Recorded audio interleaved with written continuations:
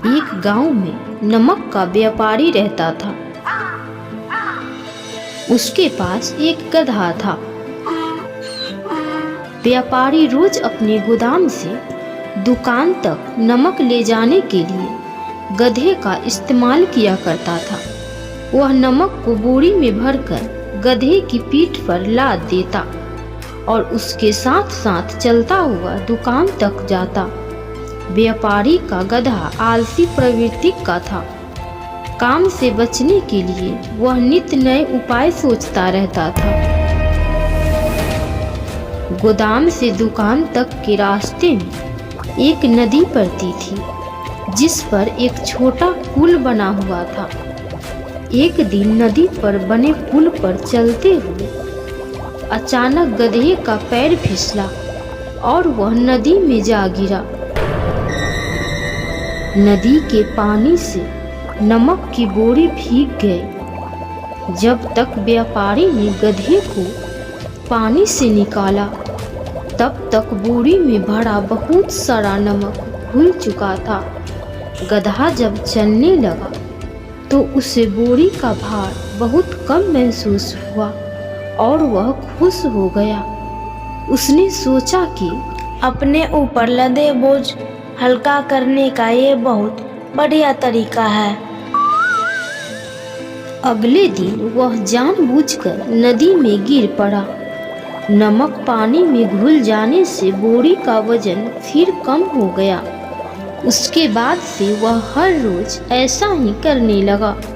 रोज रोज गधे की ये हरकत देखकर व्यापारी उसकी चालाकी समझ गया। उसने गधे को सबक सिखाने का फैसला कर लिया और अगले दिन बोरी में नमक के स्थान पर रुई भरकर गधे के पीठ पर लाद दिया। रुई हल्की थी। इसके बाद भी आलसी गधे ने सोचा कि क्यों ना रोज की तरह नदी के पानी में गिरकर इस वजन को और कम कर लिया जाए। इसीलिए वह जानबूझकर नदी में गिर पड़ा। लेकिन इस बार बोरी में नमक नहीं बल्कि रुई थी। पानी में भीगकर रुई का वजन कई गुना बढ़ गया। गधा जब उठकर चलने को हुआ तो इतने भारी बोझ से उसका बुरा हाल हो गया। उस दिन के बाद से उसने कभी आलस न करने का निर्णय किया। सीख: आलस का फल कभी न कभी मिल ही जाता है।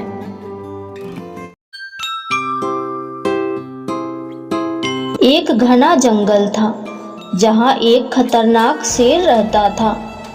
कौवा, सियार और चीता उसके सेवक के रूप में हमेशा उसके साथ रहते थे।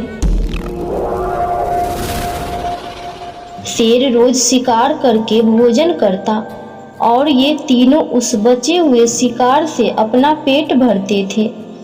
एक दिन उस जंगल में एक ऊंट आ गया, जो अपने साथियों से बिछड़ गया था।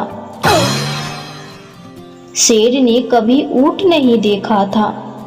कौवे ने शेर को बताया कि यह ऊंट है और यह जंगल में नहीं रहता। शायद पास के गांव से यह यहाँ पर आ गया होगा। आप इसका शिकार करके अपना पेट भर सकते हो। चीता और सियार को भी कौवे की बात अच्छी लगी। तीनों की बात सुनकर शेर ने कहा कि नहीं, यह हमारा मेहमान है, मैं इसका शिकार नहीं करूँगा।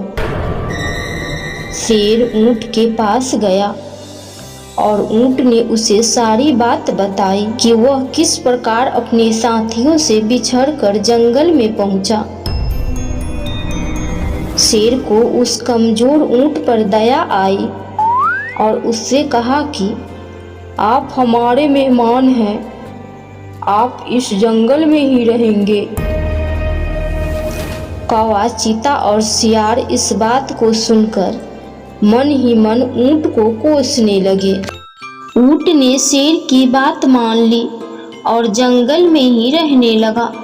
जल्द ही जंगल की घास और हरी पत्तियां खाकर वह तंदुरुस्त हो गया।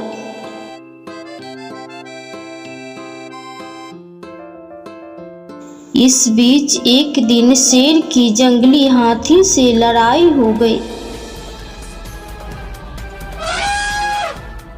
और शेर बुरी तरह से घायल हो गया। वह कई दिन तक शिकार पर नहीं जा सका। शिकार न करने पर शेर और उस पर निर्भर कौवा, चीता व सियार कमजोर होने लगे। जब कई दिनों तक उन्हें कुछ भी खाने को नहीं मिला तो सियार ने शेर से कहा कि महाराज, आप बहुत कमजोर हो गए हैं और अगर आपने शिकार नहीं किया तो हालत और ज्यादा खराब हो सकती है। इस पर शेर ने कहा कि मैं इतना कमजोर हो गया हूँ कि अब कहीं भी जाकर शिकार नहीं कर सकता। अगर तुम लोग किसी जानवर को यहाँ लेकर आओ तो उसका शिकार करके मैं अपना और तुम तीनों का पेट भर सकता हूँ। इतना सुनते ही सियार ने तपाक से कहा कि महाराज, अगर आप चाहे तो हम ऊंट को यहाँ लेकर आ सकते हैं। आप उसका शिकार कर लीजिए। शेर को यह सुनकर गुस्सा आ गया और बोला कि वह हमारा मेहमान है, मैं उसका शिकार नहीं करूँगा। सियार ने पूछा कि महाराज, अगर वह स्वयं आपके सामने खुद को समर्पित कर दे तो? शेर ने कहा, तब तो मैं उसे खा सकता हूँ। फिर सियार ने कौवे और चीते के साथ मिलकर एक योजना बनाई।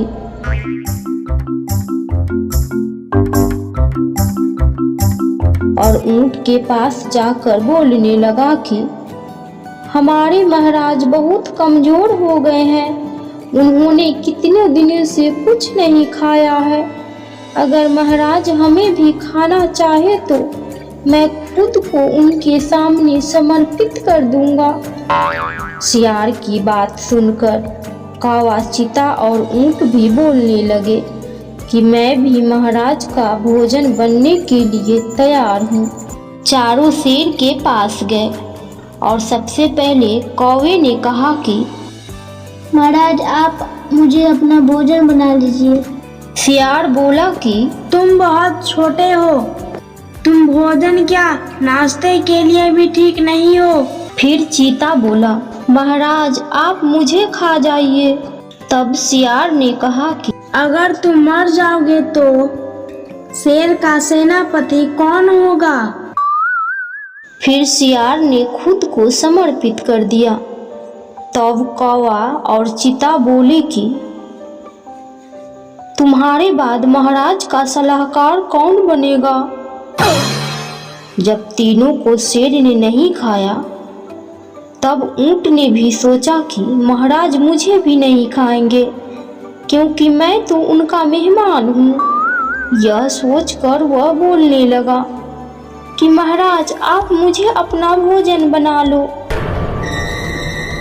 इतना सुनते ही शेर, चीता और सियार उस पर झपट पड़े। इससे पहले कि ऊंट कुछ समझ पाता उसके प्राण शरीर से निकल चुके थे और चारों उसे अपना भोजन बना चुके थे। कहानी से सीख। इस कहानी से हमें यह सीख मिलती है कि हमें बिना सोचे किसी की बातों में नहीं आना चाहिए। साथ ही चालाक व धूर्त लोगों की मीठी मीठी बातों पर कभी भरोसा नहीं करना चाहिए।